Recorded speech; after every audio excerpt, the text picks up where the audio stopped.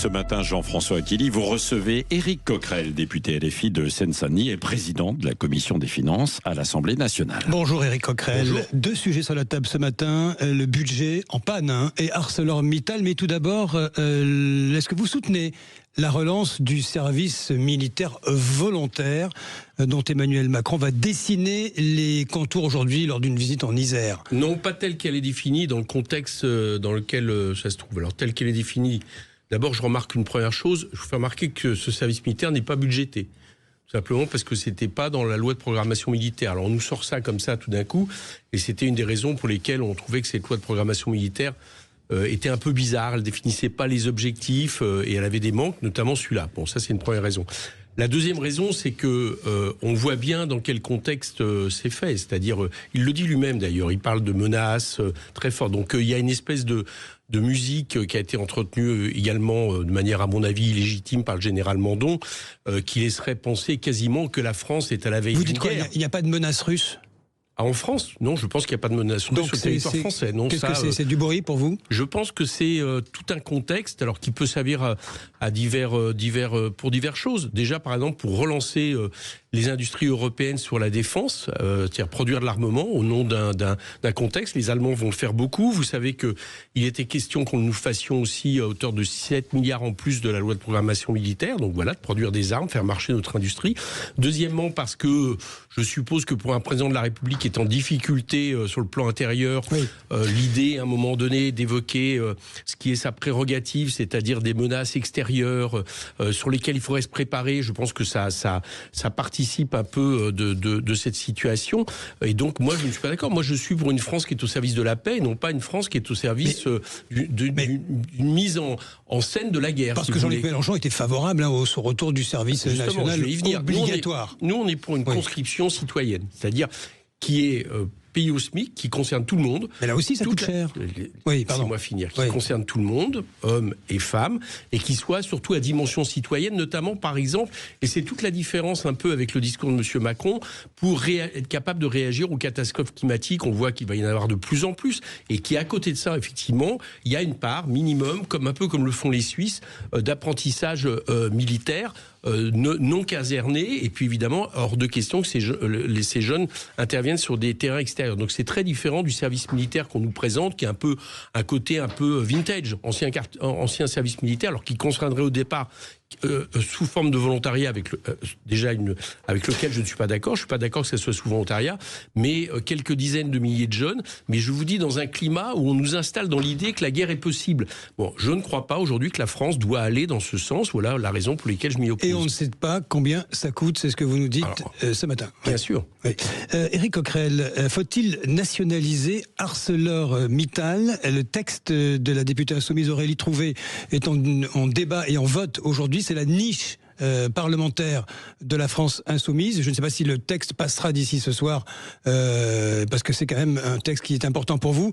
Est-ce que l'État a vocation de devenir l'actionnaire principal d'ArcelorMittal? Alors, j'explique ce qu'est une niche, parce que je ne suis pas sûr que tous vos auditeurs savent ce qu'est une niche, on commence à s'habituer. C'est une journée dédiée à chaque groupe. Nous, c'est demain. Oui, c'est aujourd'hui. Pardon. Oui. Et on présente les thèmes que nous voulons, et puis on essaye de les rendre majoritaires. C'est le seul moment pour un groupe d'opposition de pouvoir présenter des textes.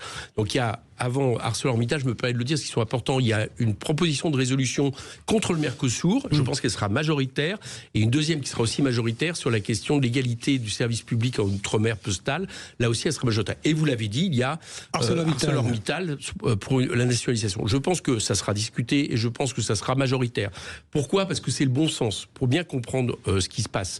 Il ne s'agit pas, j'allais dire, de nationalisation structurelle où on estime que ce qui est du ressort de biens fondamentaux ne doit pas être dévolu au marché, donc on nationalise un peu comme on l'a fait en 46, en 81 ou en 36. Bon, non pas que je sois contre, mais c'est pas de ça dont il s'agit. Là, il s'agit plutôt du moment où, par rapport à un secteur stratégique, et l'acier est un secteur stratégique, s'il n'y a plus de sidérurgie en France, demain, il n'y a plus d'industrie, le capitalisme, entre guillemets, fait faillite, c'est-à-dire il fait défaut. Et ArcelorMittal a beaucoup fait défaut par le passé, c'est-à-dire a fait des promesses, Mittal, dans la vallée des Anges, vous savez, à nombreuses reprises, en fermant un de ses sites. Et là, qu'est-ce qui se passe par rapport à Dunkerque? c'est que d'ici 2030, il faut moderniser et décarboner le site de Dunkerque pour notamment bénéficier, c'est nécessaire, oui, mais en plus bénéficier d'aides européennes. Et ArcelorMittal avait un projet avec la France, c'était 2 usines plus des implants. L'État était d'accord pour mettre 800 millions d'euros d'aide. ArcelorMittal, pour l'instant, met des conditions après les unes, après les autres, et a annoncé qu'il y renonçait. Deuxième projet, maintenant il présente un projet minimaliste avec une seule usine. Oui. Et là encore, tout laisse penser qu'il va peut-être renoncer à ce projet. Donc, on peut très bien se retrouver au début de l'année prochaine avec 0 plan pour Dunkerque. Et dans ces cas-là, je ne vois pas d'autre solution que la nationalisation. Mais c'est le retour de l'État nounou. Vous savez bien que l'État ne sait pas gérer ces situations. Ah bon, pourquoi ? Oui. Vous avez vu ça où ? L'État n'a pas vocation à gérer. Et en plus, l'État n'a plus de moyens. Alors, attendez, il y a plusieurs questions. Il y a plusieurs questions qui se posent. Déjà, est-ce que l'État ne sait pas faire ? Ce que je remarque, c'est que Mittal ne sait pas faire. Ou plutôt sait faire, parce que ce qu'il faut que vos auditeurs comprennent, c'est que Mittal est en train d'ouvrir des sites sidérurgiques en Amérique latine et en Asie qui vont faire directement concurrence. C'est-à-dire, il organise sa propre concurrence avec éventuellement des sites en Europe. Premier problème, et manifestement, il ne sait pas le gérer puisqu'il est incapable d'ouvrir des sites décarbonés parce que ça, pour lui, c'est pas assez profitable. Est-ce que l'État ne sait pas faire ? Moi, j'ai trouvé que, en termes de chemin de fer, de rail, d'énergie, etc., le moins qu'on puisse dire, c'est que l'État s'était emparé de sujets et avait été plutôt plus efficace, ou en tout cas des entreprises publiques, que l'entreprise privée. Bon, et là, sur la sidérurgie, s'il n'y a pas d'autres moyens, moi, je ne suis pas pour laisser fermer la sidérurgie en France. Voilà, je l'assume. Et à partir de là, s'il n'y a pas d'autres moyens... Et ça passera si le RN ne vote pas contre, ou du moins s'il s'abstient. Voilà. Oui, voilà. Si le RN s'abstient. Alors, moi, j'ai vu les sondages. Il y a une majorité dans tous les électorats de tous les partis pour qu'il y ait cette nationalisation. Il y aura une grande manifestation de soutien avec les sidérurgiques qui viennent devant l'Assemblée avec Sophie Binet, notamment de la CGT. Et moi, je pense que ça va passer, je l'espère en tout cas. Éric Coquerel, le budget est quand même bloqué. De nouveau, le projet de loi de finances de la Sécurité sociale revient à l'Assemblée. Il n'y a pas eu d'accord à la commission mixte paritaire du Sénat. C'est important. Il y a une date butoir, c'est le 23 décembre. Nous ne savons pas si ce budget sera voté in fine. Le Parti socialiste propose d'instaurer l'an prochain un emprunt obligatoire pour les contribuables les plus fortunés. C'est la nouvelle idée qui est sur la table, qui remplace un peu la taxe Zuckman. On va dire les choses telles qu'elles sont. Vous la validez, oui ou non ? Non, et j'ai vu d'ailleurs que M. Lecornu la valide pas non plus. Donc c'est un peu morné cette histoire. Non, et je vous explique pourquoi très simplement. En fait, ça vise une partie de nos concitoyens très riches dont il faut comprendre qu'ils sont à peu près imposés à moitié par rapport à la moyenne des Français. C'est-à-dire en gros, tout patrimoine, tout revenu compris, ils sont imposés à hauteur de 25%, quand toute fiscalité, toute comprise, les Français, c'est plutôt à hauteur de 50%, y compris la TVA. Bon, donc, ils payent beaucoup moins d'impôts alors qu'ils sont ultra riches. Bien, ces personnes-là, c'était à ces personnes-là qui étaient ciblées par la taxe Zuckman. Et là, on leur dit, tant pis, on touche plus à ça, vous payez moins d'impôts, c'est normal. Mais comme vous payez moins d'impôts, vous pourriez prêter à l'État. Autrement dit, on est en train d'entériner 2 types de contribuables, ceux qui payent leurs impôts normalement par rapport à leurs revenus proportionnellement, et ceux qui ne payent pas leurs impôts normalement, qui coûtent des dizaines de milliards du coup en recettes à l'État et qui eux pourraient en plus prêter à l'État. Vous voyez bien que ça c'est quelque chose qui ne tient pas la route. C'est à mon avis d'ailleurs pour ça aussi que le gouvernement a finalement tourné le dos à ça. Donc c'est non pour cette proposition du Parti socialiste. Je m'étonne même qu'il la fasse d'ailleurs. Vous avez entendu François Hollande hier matin qui dit « Nous verrons bien » à propos du 49.3. Que dites-vous ? Est-ce qu'il y a une tentation du PS désormais à peut-être essayer de faire revenir le 49.3 pour boucler l'affaire ? En tout cas, il y a une tentation de François Hollande. Ça, c'est clair, puisqu'il le dit très clairement. Alors, pourquoi faire ça ? C'est pas lui qui le dit, dans les rangs socialistes. Non, je sais, mais lui, il le dit publiquement pour l'instant. D'autres le disent moins publiquement. Pourquoi dit-il ça ? C'est une manière de voter le budget de manière hypocrite. C'est-à-dire, vous dites au gouvernement, vous proposez un 49.3, et puis, s'il y a une motion de censure, on ne censure pas. C'est ce qu'ils avaient fait avec François Bayrou. Rappelez-vous, en février dernier, les socialistes n'avaient pas censuré François Bayrou, et du coup, on a subi plusieurs mois de suite un nouveau gouvernement macroniste alors qu'ils étaient minoritaires. Bien. Et là, François Hollande est manifestement prêt à refaire la même chose. Bon, je suis très étonné parce que tous ces gens-là, je leur rappelle qu'ils ont été élus sur un programme qui était celui du nouveau Front populaire, que, à mon avis, sinon François Hollande n'aurait pas été élu, et que dans ce programme, il y a le fait de s'opposer au macronisme et non pas de s'arranger avec le macronisme. Donc tout ça est étonnant. Alors, je prends ça très au sérieux. Pourquoi ? Parce que François Hollande, pas seulement parce que c'est l'ancien président de la République, pas seulement parce que quelque part il nous a donné le macronisme, mais aussi parce que la dernière fois qu'il y a eu un accord de ce type avec François Bayrou, c'est François Hollande le premier qui s'est exprimé et qui a mis sur la table les sujets qui ont permis le compromis. Donc son avis pèse, c'est ce que vous dites. Comment ? Son avis pèse. Ah ben manifestement, oui. Et j'ai l'impression qu'il sert un peu de poisson pilote, c'est-à-dire il teste, il commence à mettre sur la table et puis après c'est repris. Moi ce que je me lui suis laissé dire que du côté gouvernemental, le 49.3 ne serait utilisé que si le Parti Socialiste le demande publiquement. Donc que ça commence à y ressembler. Il ne censurera jamais le Parti Socialiste avec vous, parce qu'il y a j'ai vu qu'il y avait un nouveau projet de censure de la France Insoumise. Bah nous, on va, on va pas laisser. On verra à quel moment on le met sur la table. On avait pensé le mettre sur la table si des ordonnances étaient à craindre. Donc ça, on regarde ça un peu comme le lait sur le feu. Puisque les ordonnances, pour bien comprendre, c'est la manière de faire passer le budget sans vote. Il n'y a rien de plus antidémocratique.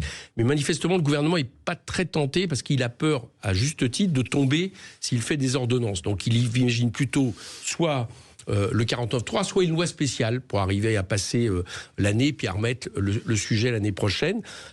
Mais quoi qu'il en soit, si on observe que le gouvernement est prêt à ne pas mettre le budget au vote, là, on sortira une motion de censure. Donc ça peut être d'ici... Je pense que tout ça va se faire d'ici le 23 décembre. C'est-à-dire que le budget va revenir à l'Assemblée le 18 décembre. Je parle bien du budget de l'État. Oui, le budget. Parce que tout à l'heure, vous avez évoqué le budget de la sécurité sociale qui n'a pas eu hier de commission mixte paritaire. Donc censure éventuelle, possible.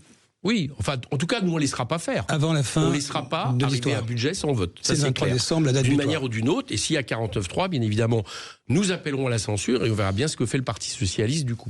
Un mot rapide sur cette taxe, cette hausse de la taxe foncière qui semble être remise à plus tard. Vous validez la prudence du gouvernement ? Heureusement. Oui. C'était quand même incroyable cette histoire. Comprendre ces faits sur des valeurs cadastrales qui datent des années 70, totalement injustes. Donc ça, vous êtes pour ? On était contre le fait qu'ils imaginaient faire payer une fois de plus nos concitoyens des classes moyennes et classes populaires, les imposer davantage, alors qu'ils refusent d'imposer les ultra-riches. Ça, on était complètement contre, et heureusement que le gouvernement a reculé là-dessus. Oui.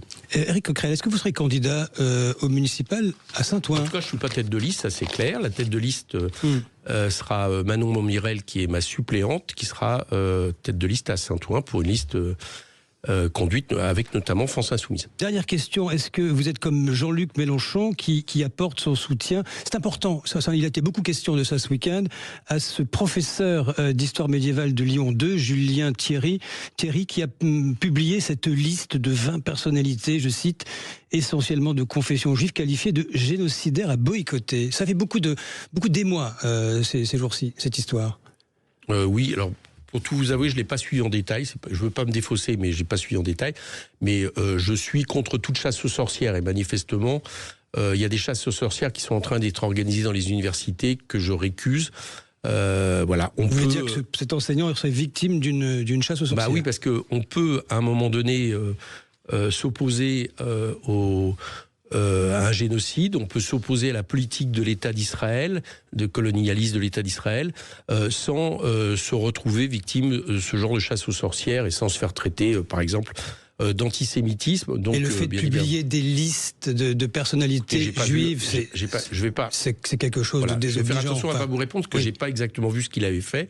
Je dis simplement que je suis contre toute chasse aux sorcières et actuellement, il y a beaucoup de chasses aux sorcières organisées sur fond d'islamophobie ou, j'allais dire, de stigmatisation de ceux qui ne sont pas d'accord avec les politiques menées par Benjamin Netanyahou, qui sont organisés. Donc j'ai un peu un réflexe de soutien dans ces cas-là. Merci à vous, Éric Coquerel.